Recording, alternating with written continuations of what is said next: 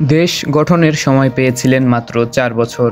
এই অল্প সময়েই মিশে গিয়েছিলেন মাটি এবং মানুষের সাথে। বাকশাল থেকে বহুদলীয় গণতন্ত্র, ভারত ও রাশিয়ার প্রলয় থেকে বেরিয়ে চীন ও আমেরিকার সাথে বন্ধুত্ব, কৃষি উৎপাদন, জনসংখ্যা নিয়ন্ত্রণ, খাদ্যের স্বয়ংসম্পূর্ণতা বৃদ্ধি, এমনকি এরকম আরও অনেক কাজ করেছিলেন শহীদ প্রেসিডেন্ট জিয়াউর রহমান। প্রশাসনের দ্বিকেন্দ্রীকরণ, এমনকি গ্রাম সরকার ব্যবস্থাপনা। কি করেননি এই দেশের জন্য শহীদ প্রেসিডেন্ট জিয়াউর রহমান?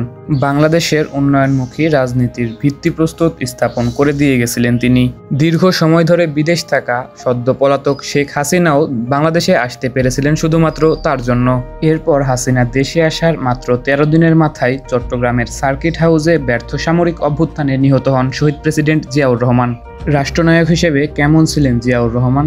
দেশের জন্য কী বা করেছিলেন? তাকে নিয়ে সমালোচনায় বাকি ছিল। এই সব কিছু জানবো আজকের এই ভিডিওতে। মুজিব সরকারের একদলীয় শাসন ব্যবস্থা জিয়া ক্ষমতায় বসে ভেঙে দিয়েছিলেন। তিনি স্বাধীন বাংলাদেশে প্রথমবারের মতো রাজনীতিতে বহুদলীয় গণতন্ত্রের প্রবর্তন করেছিলেন। এক্ষেত্রে তাকে বিতর্ক বা সমালোচনার মুখেও পড়তে হয়েছিল। বাংলা ভাষায় শুধু বাংলাদেশিরা না, পশ্চিমবঙ্গ, আসাম, ত্রিপুরা সহ আরও কয়েকটা জায়গার লোক বাংলা ভাষায় কথা বলে। বাংলাদেশের জনগণকে বাঙালি ট্যাগলাইন থেকে বের করে বাংলাদেশি জাতীয়তাবাদের প্রবর্তনও ঘটিয়েছিলেন শহীদ প্রেসিডেন্ট জিয়াউর রহমান। আরও পরিষ্কার করে বলতে গেলে বাংলাদেশে বিভিন্ন ধর্ম, জাতি, গোষ্ঠী বা বিভিন্ন ধরনের লোক বাস করে। তাই জিয়া মনে করতেন শুধু ধর্ম, জাতি, গোষ্ঠী বা ভাষা দিয়ে নয়, বাংলাদেশকে বা বাংলাদেশিদেরকে মানুষ চিনবে বাংলাদেশি হিসেবে।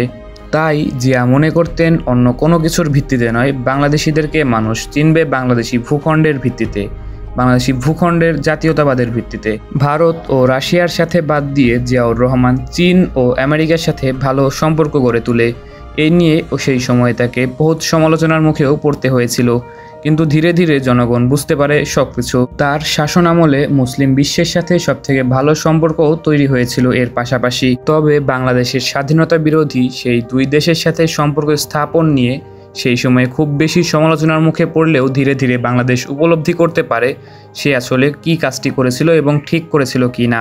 জিয়াউর রহমানের শাসন আমলে বাংলাদেশ জাতিসংঘের নিরাপত্তা পরিষদের সদস্য হিসেবে স্বীকৃতি পায়। শহীদ প্রেসিডেন্ট জিয়াউর রহমান তার ৪ বছরের শাসন আমলে দেশের চিত্রই বদলে দিয়েছিলেন। তিনি ফিরিয়ে দিয়েছিলেন সংবাদ মাধ্যমের স্বাধীনতা, তিনি ফিরিয়ে দিয়েছিলেন সাংবাদিকদের কলমের স্বাধীনতা। গ্রাম অঞ্চলের সকলের মাঝে স্বাস্থ্যসেবা ছড়িয়ে দিতে তিনি নিয়োগ দিয়েছিলেন প্রায় ২৮,০০০ পল্লী চিকিৎসক। এরকম আরও অসংখ্য কাজ করেছিলেন শহীদ প্রেসিডেন্ট জিয়াউর রহমান। তো যাই হোক, আজকের ভিডিও এ পর্যন্তই। সবাই ভালো থাকবেন, সুস্থ থাকবেন। আসসালামু আলাইকুম।